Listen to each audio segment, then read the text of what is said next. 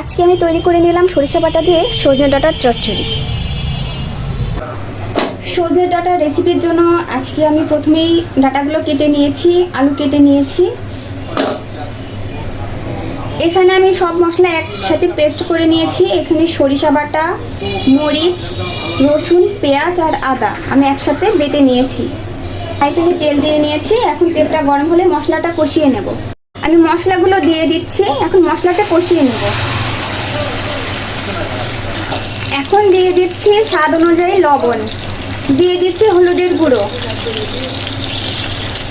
আমি যদিও মরিচের ভিতরে পেস্ট করে নিয়েছি, তারপর আমি কালার আনার জন্য শুকনা মরিচের গুঁড়ো দিচ্ছি। দিয়ে দিচ্ছি একটি তেজপাতা। এখন দিয়ে দিচ্ছি ধনিয়া গুঁড়ো।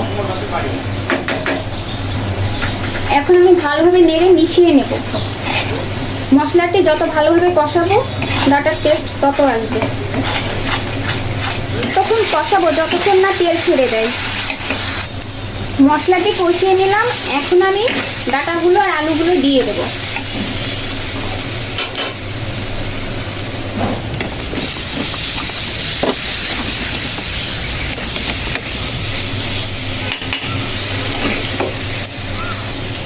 এখন আমি দিয়ে দিচ্ছি ডাঁটাগুলো।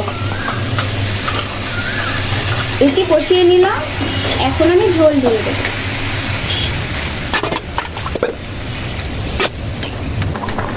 আমার রান্নাটা হয়ে আসছে। এখন আমি দিয়ে দেব জিরা গুঁড়া।